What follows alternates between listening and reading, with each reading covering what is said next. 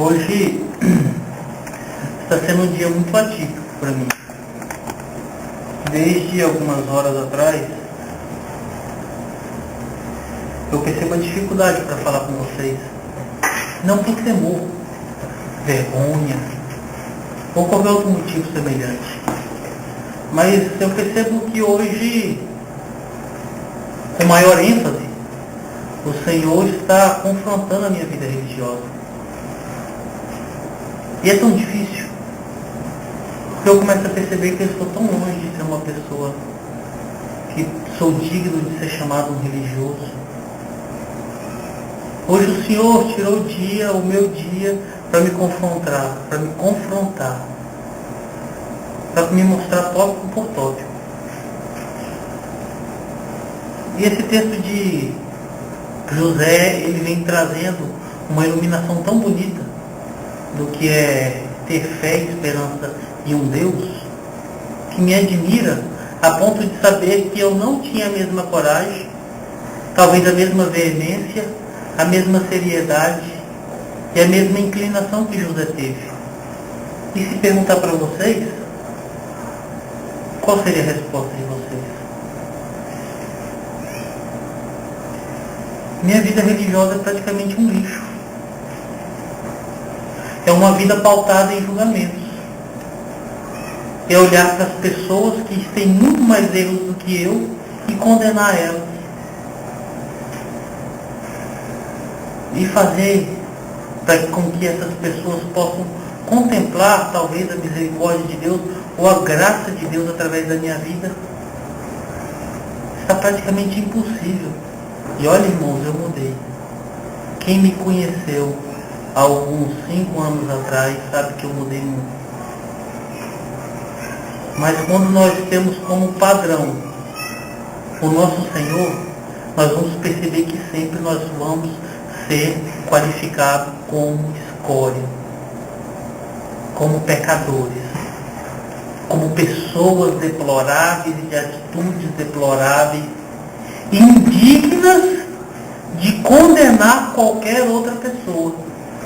Mas o que eu mais percebo em mim e em milhares de religiosos é que a única coisa que eles conseguem fazer é condenar outras pessoas que talvez não são tão erradas quanto elas. Eu estou assim. Agora eu pergunto para você, como é que você está? Como está a sua vida religiosa? Como está a sua vida de cristão, de cristã? O que é que você tem feito? Como você tem vivido? Como você tem observado as coisas que estão acontecendo ao seu redor, a ponto de influenciarem os seus pensamentos, ou a ponto de você influenciar o pensamento das pessoas que estão do seu lado? Como você tem vivido o cristianismo que você professa? Como você tem sido exemplificação de Cristo na terra? Como o seu vizinho te chama? Como os seus parentes te observam? Quais são as qualidades que eles encontram em você sendo um cristão? Hoje o que você mais ouve falar de cristãos é o seguinte: ih, chegou fulano de tal, que porra. Chegou fulano de tal, vixe, vamos ouvir falar só de cruz. Agora vai todo mundo para o inferno. Chegou fulana, puxa, agora eu vou ser condenada, que eu estou de calça, eu estou disso, eu estou daquilo outro. Chegou Beltrano, puxa vida, que saco, esse cidadão é um porre. Isso é dito de quase 90 ou 100% de todos os cristãos que estão dizendo que professam uma fé em Jesus Cristo. E observar que nós, homens cristãos, temos escolhas, irmãos. Nós decidimos para onde vamos, nós decidimos o que vamos fazer. E observar que essas escolhas trazem consequências boas e consequências más. E observar e perguntar para mim, perguntar para você, quais são as consequências que eu estou colhendo dos dias de hoje, de coisas que eu plantei há muitos anos atrás. Vocês já pararam um minuto para se questionar em relação a isso? O que eu estou desfrutando hoje do que eu plantei há muitos anos atrás? O que eu vejo é meia dúzia de idiotas, de tremendos analfabetos, que dizem que estão vivendo um cristianismo de céu, de glória, de prosperidade, de alegria, mas ele é tão incapaz, inconsciente de perceber que hoje ele colhe frutos do que ele plantou atrás, e que amanhã ele vai colher os frutos do que ele está plantando hoje, que ele não tem consequência e não tem capacidade de ver o que ele está fazendo. O que você está colhendo hoje? O que você está vivendo hoje? Quais são os frutos que você está desfrutando hoje? Irmão, quem planta arroz vai colher arroz. Quem planta feijão vai colher feijão. Mas a Bíblia fala que quem planta vento colhe tempestade. Hoje que nós observamos as pessoas dentro da igreja estão numa vida tão deturbada, tão louca, tão esguaçada, que parece que para eles tudo aquilo é o diabo, tudo aquilo é o inferno, tudo aquilo é um mover de legiões demoníacas, com nomes, com endereços, com propriedades, que estão agindo na vida financeira, que estão agindo na vida sentimental, que estão agindo na vida dos filhos, que está agindo no trabalho, agindo nos estudos, agindo até na fé da pessoa. Mas se nós tivermos coragem de olhar para trás, nós vamos perceber que a situação embaraçada dos dias de hoje é consequência do homem que foi totalmente deturbado. Um cara que decidiu viver a vida totalmente à louca, sem respeitar as autoridades, sem respeitar ninguém. Gostava de andar armado, gostava de beber, gostava de brigar. Hoje é um cara cheio de passagem na polícia, não consegue arrumar emprego, não consegue ser visto pela sociedade como alguém digno, não consegue ser visto dentro de nenhum âmbito religioso como alguém digno de ter amizades, e essa pessoa ainda diz que foi Satanás que fez isso. Essa pessoa ainda diz que era um mover do inferno que embaraçou a vida dele. Observa tantas pessoas que estão dentro da igreja, indo para a igreja dar dízimo, dar oferta, e pedir a Deus dinheiro, prosperidade, carro, casa. E o cara não consegue sair do local onde está. Pergunta para ele se ele estudou quando era novo, se ele quis pagar um preço, se ele quis mesmo se dedicar aos estudos, ou se ele quis se dedicar a uma profissão. Se dedicar mesmo. Mas hoje está aí, desempregado. Ele está tendo um emprego dele que ele acha que não é bom, não ganha muito, e ele fala que é o tranca-rua que está trancando tudo. Não tem nenhuma porta aberta. Mas o que é isso? É consequência do passado, consequência de escolhas que ele fez. Observa pessoas que a família é toda desestruturada. É filho que não fala com mãe que não fala com filho. Observa que tem casas que não conseguem ter reuniões, não conseguem almoçarem juntos. E eles falam que um demônio que está dentro de casa mexendo tudo, mas não é isso. Observa para trás o que aconteceu. O pai nunca teve coragem de falar: filho, vem aqui, senta comigo no sofá, vamos conversar. Você está errado por causa disso, por causa daquilo outro. A mãe nunca teve coragem de chegar para a filha e falar assim: olha, minha filha, você tem que se guardar para o seu marido. Olha, minha filha, você tem que ter um só homem, você tem que ser uma mulher de respeito. Aí quando começa a aparecer aquela loucura, aquela tortura, aí começa a aparecer os divórcios, começam a aparecer as traições, começam a aparecer as brigas. Isso não é obra do maligno, isso são consequências que nós simplesmente estamos colhendo de uma vida todinha errada. E sabe o que está errado, irmãos? É porque nós, como igreja, não estamos vivendo aquilo que a igreja tem que viver. Na minha casa, nós estamos com um processo de doutrina, mesmo porque os meus dois filhos vão começar a comungar. Eu estou fazendo uma catequese mais aprofundada com eles, e eu conversando com o mais velho, e as coisas que eu estava conversando com ele, eu percebia que ele tinha resposta para tudo. Só que uma resposta moldada pela sociedade. E eu falei com a Isabel: tá vendo? Não é que seja errado questionar, mas a tendência para ele é sempre o oposto, é a sociedade, é o mais fácil. Por quê? Porque a vida inteira foi sendo pautado pela sociedade. Nós, como igreja, nós não estamos mais olhando como uma vida religiosa. Como é que é a nossa vida religiosa? É uma vida que se limita às quartas-feiras e aos domingos.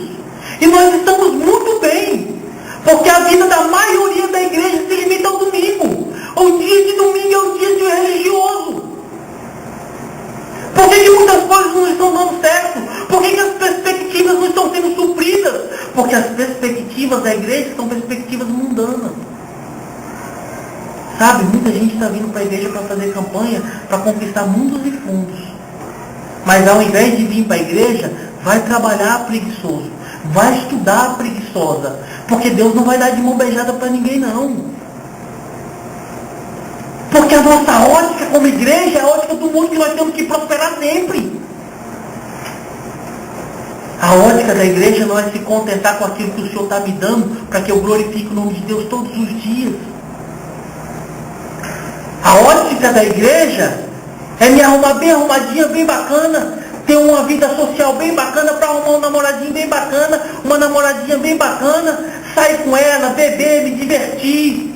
Hoje até sexo é liberado dentro da igreja, porque a ótica é do mundo, mas as consequências vão ser grandes. Qual é a ótica que nós devemos ter? Qual é a ótica que você está tendo? Eu entro num texto de Gênesis e vejo uma pessoa que foi a exemplificação de alguém que sofreu por escolher servir a Deus.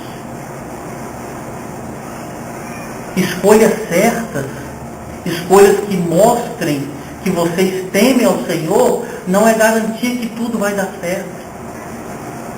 Sabe, Charles, as pessoas estão pensando que por vir para a igreja tudo vai dar certo. As pessoas estão pensando porque estão optando por Jesus, tudo vai mudar na vida.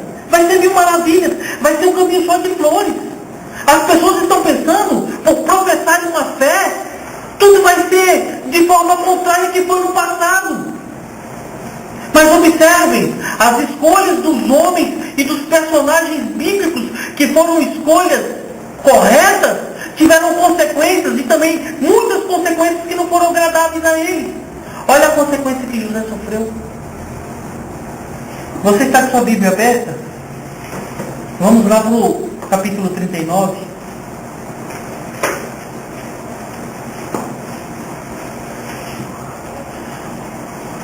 Vamos ver sobre um servo fiel recompensado com prisão. Do versículo 1 até o versículo 6, fala de um cotidiano de um acompanhado do Senhor. Do versículo 1 ao versículo 6, nós vamos encontrar 3 qualificações para José.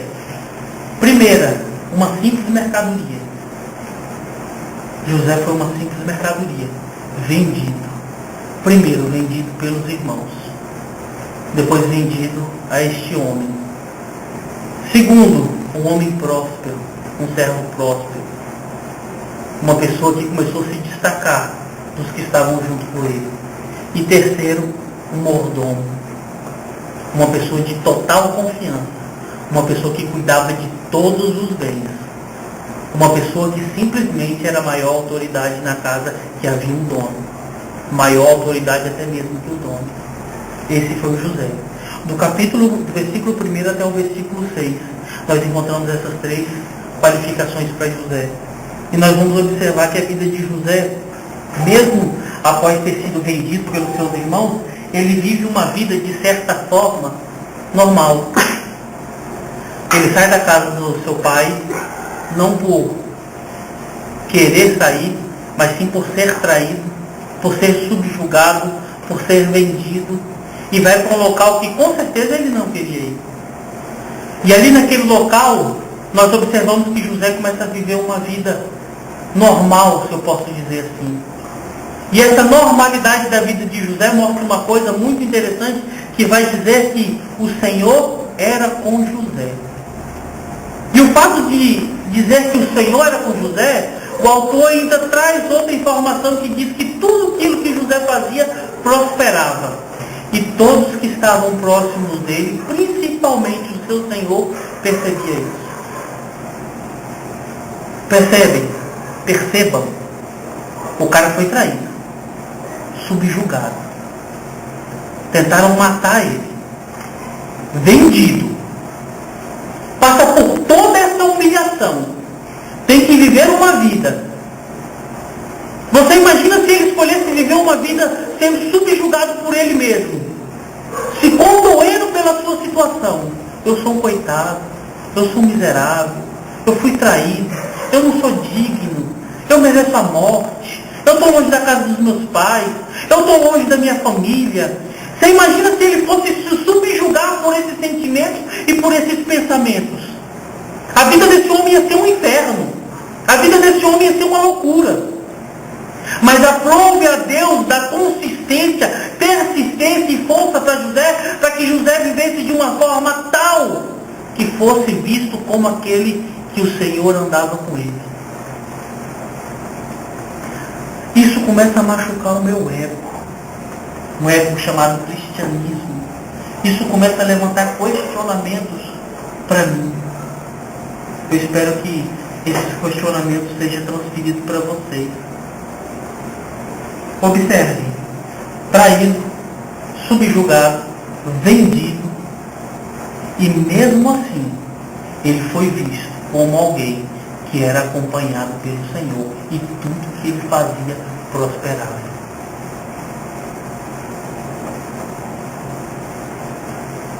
Como é que você está hoje, irmãos? Você foi vendido por qual preço? Você foi subjugado de que maneira? Quem foi o seu algoz? Quem te humilhou a esse ponto? Quem te deixou nessa situação que não tem volta, não tem escolha? Quem fez essa maldade para vocês?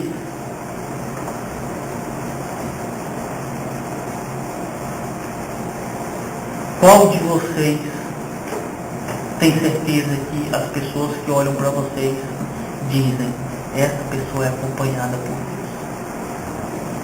Deus, essa pessoa é amiga de Deus, essa mulher, esse homem, esse rapaz é um cristão?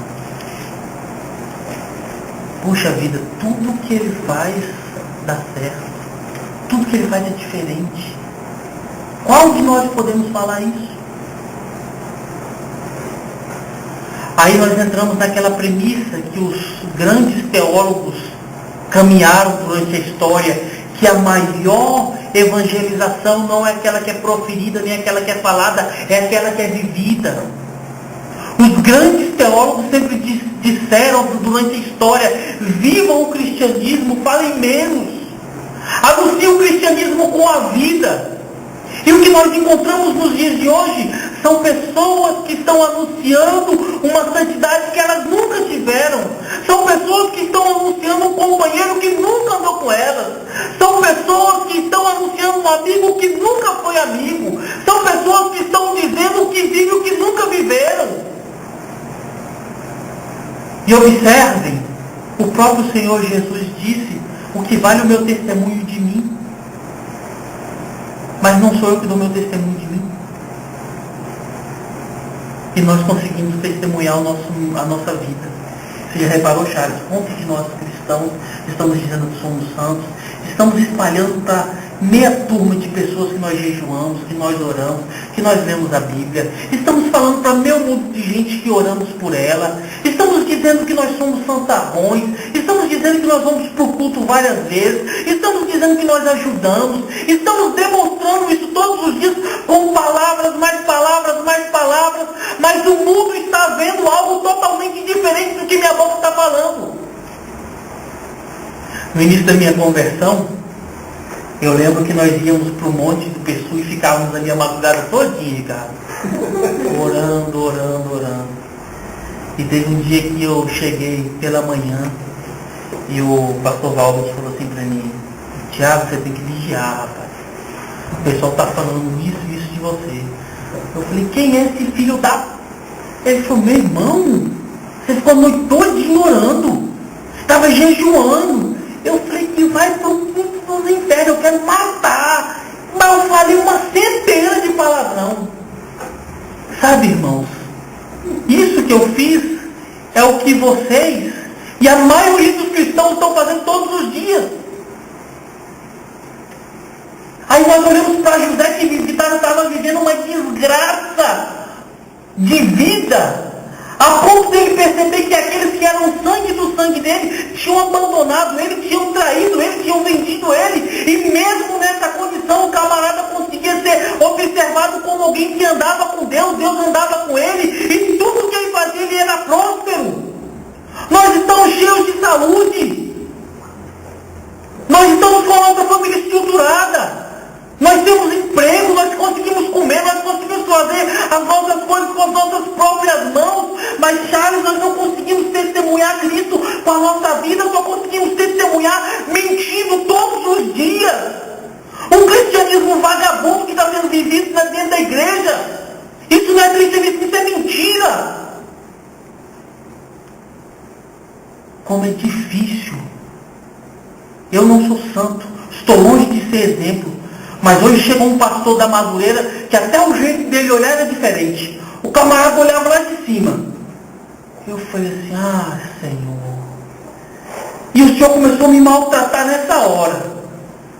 Eu falei, um monstro desse, ignorante, sabe nada de Bíblia e está pensando que é melhor que todo mundo. O cara anda empinado, anelzão de ouro, mas o cara é o intocável. E eu querendo fulminar ele de um lado e eu já estava me fulminando por dentro. Porque eu estava vendo o erro do outro e não conseguia ver o erro que estava em mim. Sabe, irmãos, a realidade do cristianismo está sendo essa hoje. Como você está vivendo? Essa é a questão dessa noite. Porque se você não responder, tenha certeza, os seus filhos estão respondendo. Os seus pais estão respondendo. Os seus irmãos estão respondendo. Sua família todinha está respondendo. Os seus colegas de serviço estão respondendo. Os seus vizinhos, todo mundo sabe quem você é. José mostrou que mesmo no meio de tanta desgraça, pode-se andar com Deus. Mesmo no meio de tantas dores e tantas injustiças, pode-se andar com Deus. Mas outro problema que eu encontro nesse bloco textual é que o texto bíblico vai falar que José era próspero. E o que nós conhecemos de prosperidade dentro da igreja hoje é riqueza. O que nós conhecemos de prosperidade hoje dentro da igreja é excessividade de saúde, de beleza, de sucesso. E o que nós vamos encontrar no texto bíblico, a Bíblia não tem nada a ver com isso. A sociedade quer que todos os dias nós venhamos a ganhar mais amanhã do que eu ganhei hoje. A sociedade me empurra, me impõe um carro melhor do que o meu que é hoje. E eu tenho que comprar. A sociedade me empurra uma marca de roupa diferente da que eu estou hoje, para que eu esteja bem com ela e eu compro. A sociedade me empurra dentro da goela para baixo um condicionamento físico que ela diz que é correto e bonito nos dias de hoje, e eu me mato para ficar desse jeito. E a partir do momento que eu começo a conseguir essas coisas, eu percebo que eu estou bem com a sociedade. Além de estar bem com a sociedade, eu estou bem com aqueles que se chamam igreja. A sociedade me empurra dizendo que meu cabelo tem que ser de tal cor. A sociedade me impõe o peso que eu tenho que ter. A sociedade me impõe a quantidade de filhos que eu tenho que ter. A sociedade me impõe o grau de escolaridade que eu tenho que ter. Se eu conseguir fazer tudo isso e possuir tudo isso, eu estou bem. Mas o problema é que nós percebemos que a maioria das pessoas não conseguem tudo isso. Não somos todos privilegiados. As pessoas percebem que elas até conquistavam várias mulheres e eram bem vistos e bem olhados na sociedade, mas chegou uma época que acabou a fama, acabou a força, acabou a potência, acabou as conquistas. Nós percebemos que acabou a condição de ganhar muito dinheiro. Aí nós percebemos que quando acaba o casamento, o cara dá um tiro na cabeça. Nós percebemos que quando acaba a empresa, vem a falência, o cara pula de um prédio. Nós percebemos que quando vem aquela enfermidade, a pessoa pede eutanásia. Sabe por quê? Porque a ótica da sociedade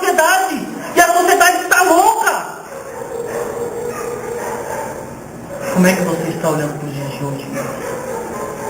O que está permeando o seu coração? O que você está decidindo para você?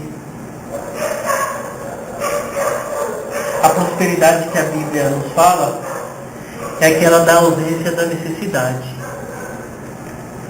É aquela que você observa um cara de sandália havaiana, bermudão, camisa furada, contente com a vida que leva. Então você percebe uma pessoa que mora num barraquinho, contente com a vida que leva. É você perceber que uma pessoa que talvez esteja até desempregada está contente com a vida que leva. É você perceber que uma pessoa que está no leito da morte está contente pela situação que está passando. É totalmente diferente. O que nós estamos vivendo? Seguindo o texto, nós entramos aqui no que o Charles leu. Agora esse bloco é do versículo 7 até o versículo 12. As tentações que rondam o acompanhado do Senhor. O cara estava numa situação deplorável. José, imagina o coração de José, como estava. Você aguentaria de casa saber que você foi vendido pela sua própria família? Saber que você foi traído mesmo?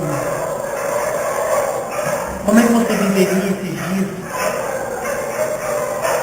Como é que você ainda escolheria ser fiel a Deus nesses momentos? E observe, do versículo 7 até o versículo 12, nós vamos perceber que o autor mostra uma série de tentações, uma série de provocações, uma série de oferendas e ofertas para José, para que José pegue contra Deus e pegue contra o seu Senhor. Aí vem aquela perguntinha: o que José fez? Qual foi a escolha de José? Se eu pergunto para qualquer pessoa que não está inserida no contexto de igreja, mas igreja verdadeira, ele falaria: eu ia para a Esbórnia, eu ia dormir com essa mulher todo dia, eu ia deitar e rolar na casa desse camarada, eita, eu ia fazer a festa. É ou não é? E eu tenho medo de perguntar dentro da igreja, porque dentro da igreja eu tenho certeza que a resposta ia ser muito mais chocante ainda.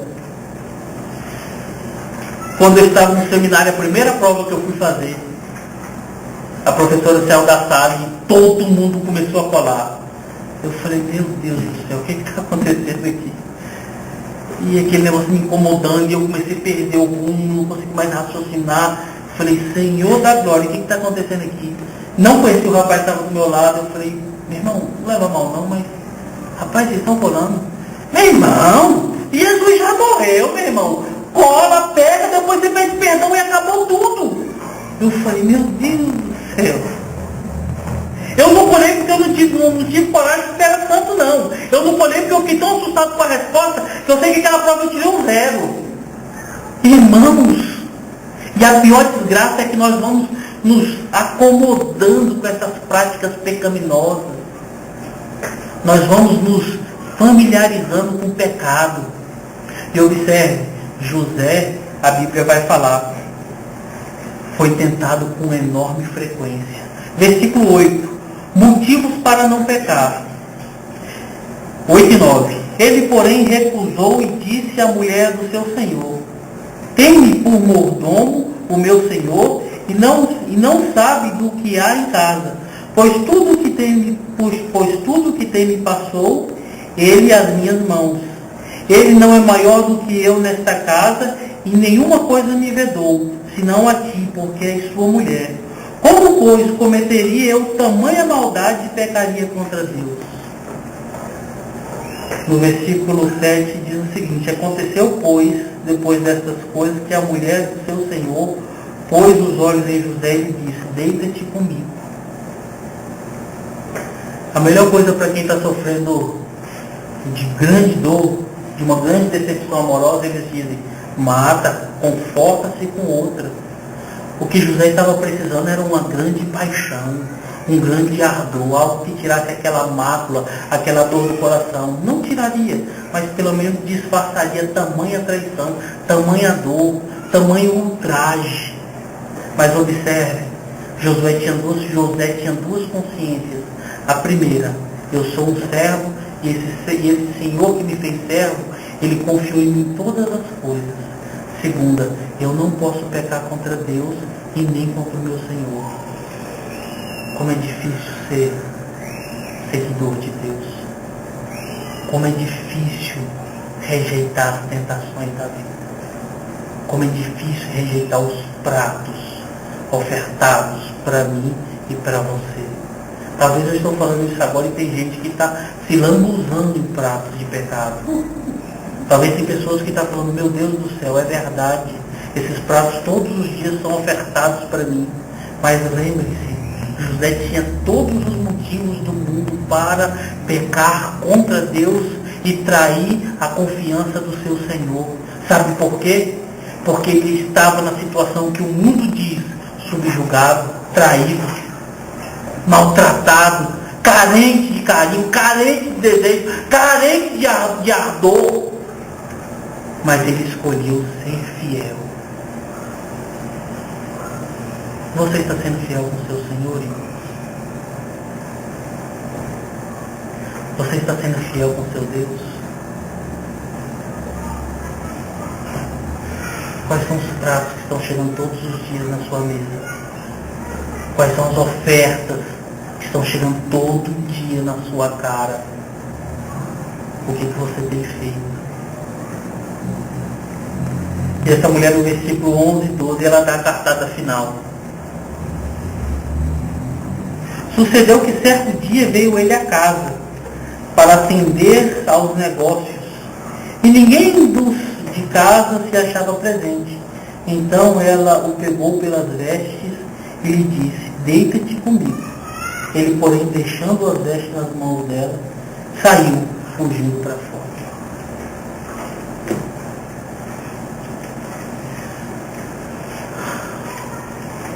Às vezes a gente tem que correr. Às vezes a gente tem que tomar banho de água gelada. Às vezes a gente tem que pular de um carro, andando. Às vezes a gente tem que fugir da presença das pessoas. Por quê? Para não pecar. Mas é feio, pastor, não é feio, é cristão. É suicídio, não é suicídio, é cristão. Sabe, irmãos? As pessoas dentro da igreja estão com a vida sexual ativa, fora do casamento, de forma deplorável. Parou, isso não é mais pecado. Mas quando existe alguém que não pratica mais, as pessoas olham para ela e falam assim, é um besta, é um trouxa.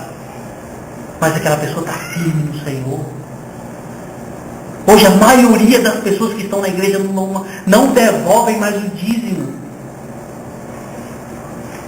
Mas isso é do Senhor.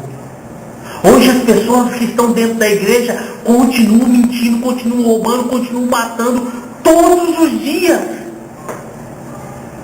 E o feio é não fazer o errado.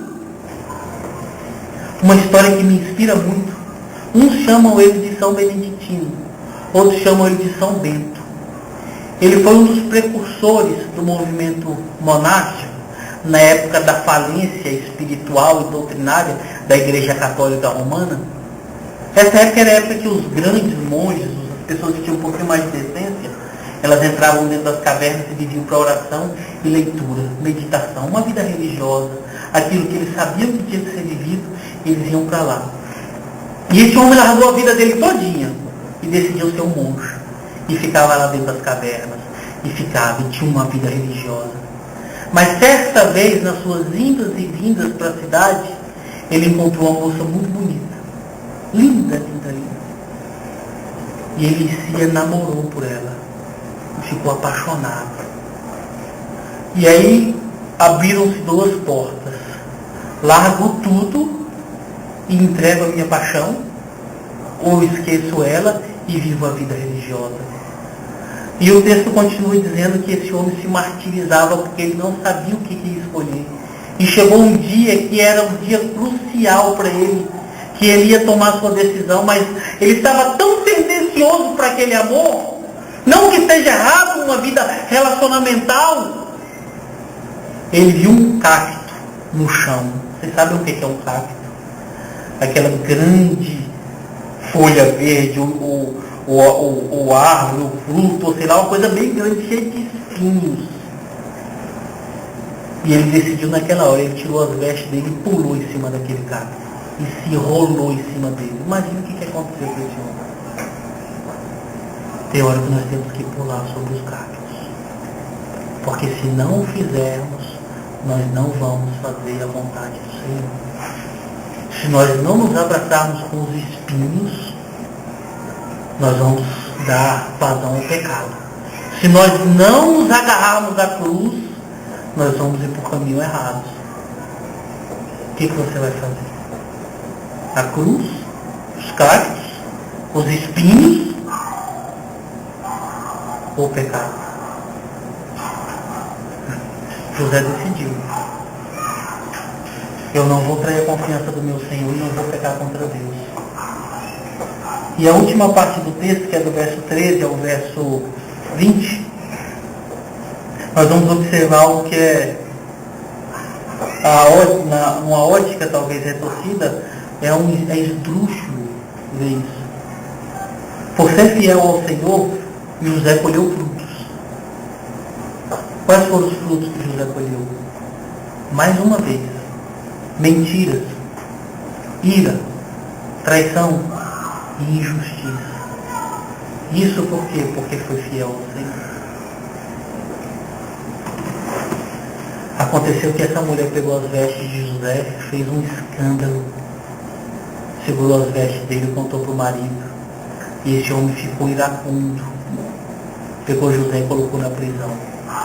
Na prisão, por ser fiel ao Senhor. Eu tenho certeza que se eu perguntar para vocês se vocês querem ir para qualquer paraíso por causa do Senhor, vocês vão falar que querem.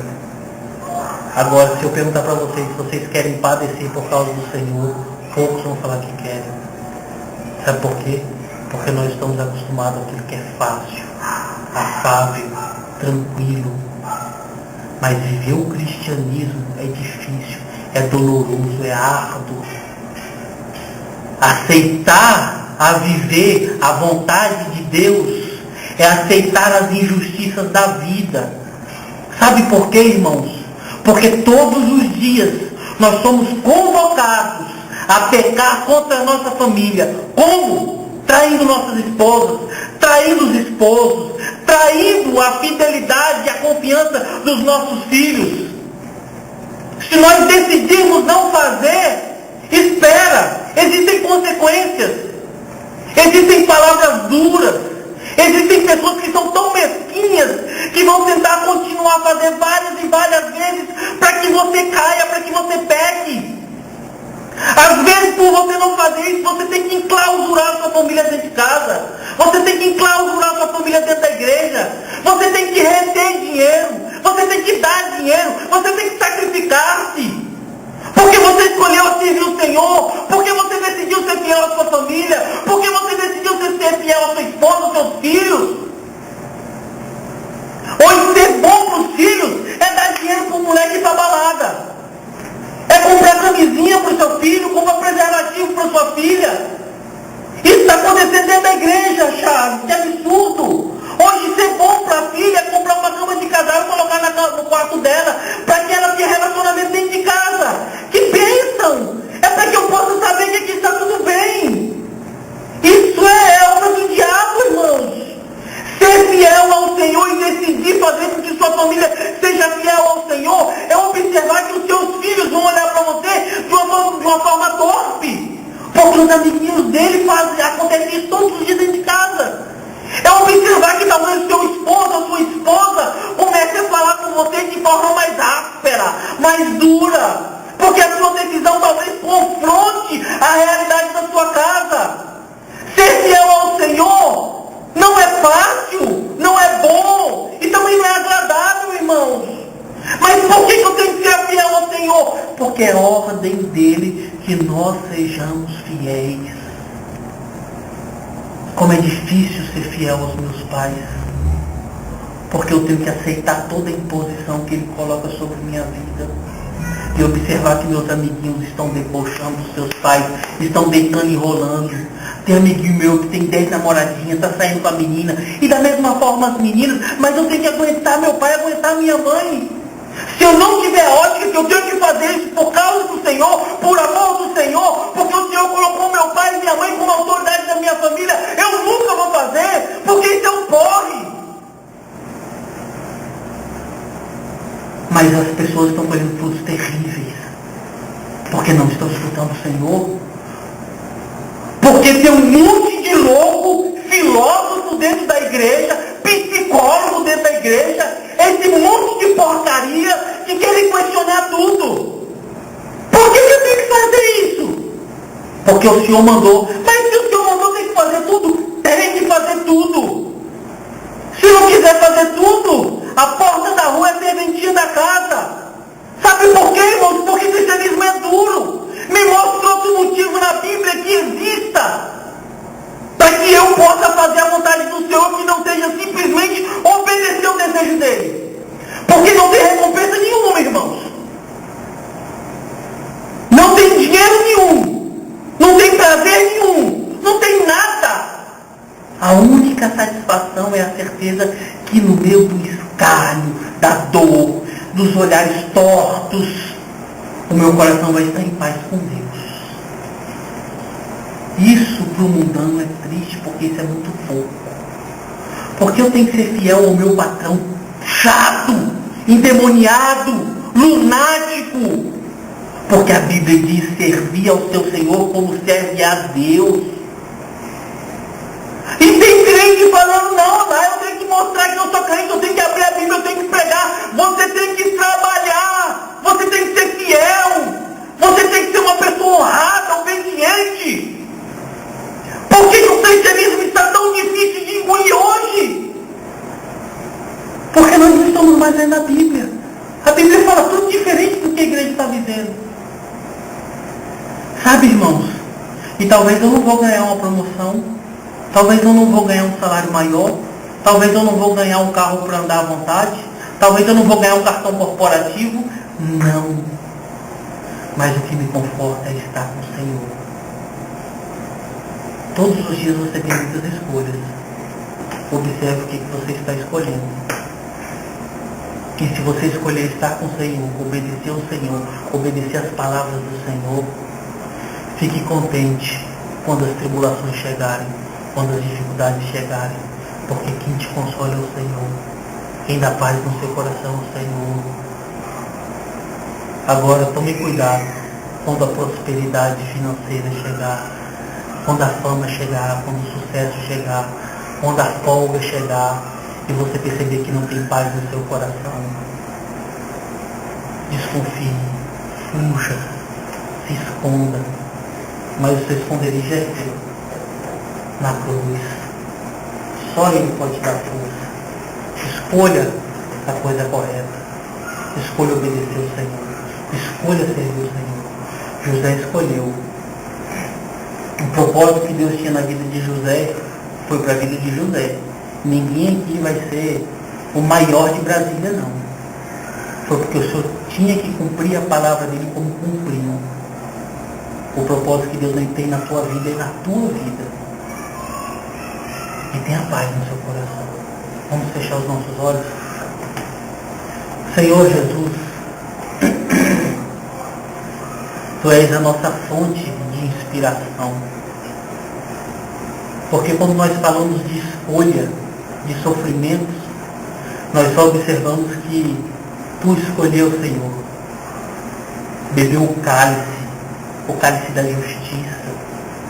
O Senhor escolheu, Senhor, até o último momento, passar por todas as dores, todas as aflições, todas as injustiças, para que o Senhor pudesse ver a sua posteridade, uma posteridade de pessoas que estão com os joelhos dobrados, pessoas prostradas à glória do Senhor.